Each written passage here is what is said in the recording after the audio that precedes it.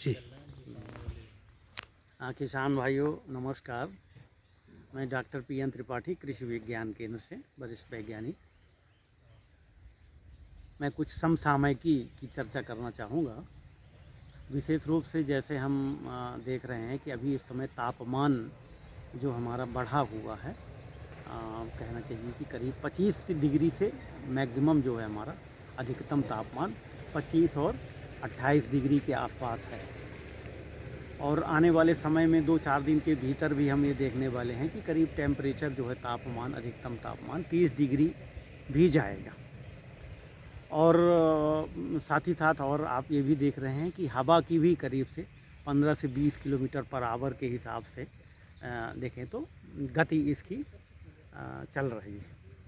तो ऐसी स्थिति जो हम विशेष रूप से दलहनी फसल की यदि हम बात करें, चने को लेकर के बात करें, जैसा कि आप देख रहे हैं कि हमारा ये चने के फील्ड में मैं हूँ और चना वर्तमान की स्थिति देखें तो अभी उसमें फूल के बाद फल लगने की स्थिति है और कहना चाहिए कि फूल भी चल रहा है। ऐसी स्थिति में अचानक तापमान का बढ़ जाना निश्चित रूप से थोड़ा सा फसल के लिए नुकसानदायी हो जाता है।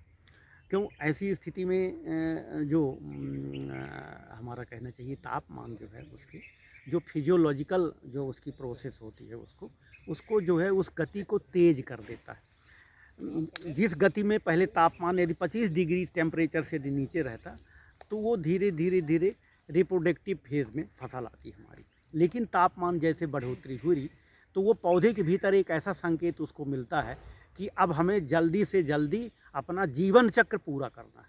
तो उस स्थिति में फसल जल्दी फूल जो लगे हैं तो उसमें जो है प्रॉपर बीज नहीं बन पाएगा, दाना नहीं भर पाएगा, कुछ पोचे रह जाएंगे, कुछ भर पाएगा।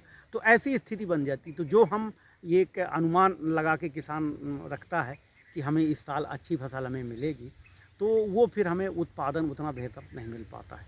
तो ऐसी स्थिति में हम कुछ यदि आवश्यक चीज़ों को ध्यान में रखें किसान भाई, तो निश्चित रूप से ऐसा जो प्रतिकूल ऐसा मौसम अचानक आ जाता है तो उससे हम लगभग कुछ फसल को बचा सकते हैं। तो ऐसी स्थिति में हम यही कहते हैं कि फूल जैसे किसमें यदि फूल आने वाले हैं, फूल की शुरुआत है कहीं जैसे चने धान के बाद जो किसान भाई चना लगाए हैं तो करीब वो दिसंबर में बोनी हुई थी, उनकी शुरुआती दिसंबर में बोनी हुई थी।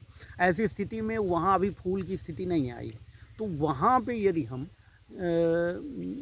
ये जो हमारा 05234 का आता है, 05234 का, उसको यदि हम ये 1 से 1.5 किलो ले लें और उसके साथ में बोरान 100 ग्राम का बोरान माइक्रोन्यूट्रिएंट, और यदि इसको दोनों को मिला करके यदि हम छिड़काव 1 एकड़ में कर दें चाहे चने की फसल में, तो निश्चित रूप से एक समान रूप से उसको इस समय बोरान की पोषक तत्व की विशेष रूप से ज़रूरत होती है। फूल सही ढंग से लाने का वो काम करता है और जो भोजन बन रहा है पौधे के भीतर, वो भोजन को प्रॉपर सभी अंगों में पहुंचाने का काम ये बोरान का विशेष रूप से रहता है।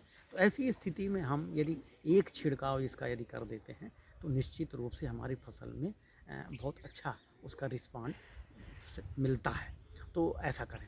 साथ यही चीज़ आप गेहूं में भी कर रहे हैं। जैसे मान लीजिए गेहूं की फसल है, तापमान उसका भी बहुत प्रतिकूल प्रभाव पड़ता है। यदि तापमान बढ़ता है 30 के ऊपर तो निश्चित रूप से, क्योंकि उसमें बालियां जो नवंबर की बोनी है जिसमें बालियों में दाना भरने की प्रक्रिया चल रही, ऐसी स्थिति में तापमान बढ़ जाएगा तो निश्चित रूप से बाली पूरी नहीं भर पाती है और ऊपर जो है करीब पोचे दाने रह जाते हैं, पतले दाने हो जाते हैं, दाना पुष्ट दाना नहीं बन पाता है। तो ऐसी स्थिति में किसान भाइयों को ये ध्यान रखना कि ज़्यादा पानी भी नहीं देना, पानी भी बहुत ज़्यादा नहीं, तो क्योंकि हवा चल रही है तो उससे फसल गिरने की संभावना रहती है ना जहाँ। तो लेकिन यदि हल्की नमी भी बनी है तो उसमें दाना पुष्ट बनेगा। और साथ ही साथ यही चीज़ है जो हमने बताया कि जहाँ गभोट की स्थिति पे है गेहूँ, जो गेहूँ दिसंबर में बोनी हुई है, वहाँ पे आप यही 05234 और उसी के साथ में बोरान का यदि आप छिड़काव कर देते हैं, जो एक कहते हैं ना कि झंडा पत्ती जो निकलती है, फ्लैग लीव उसको कहते हैं, जो इस तरह से रहती है फिर ऐसा करके हो जाती है।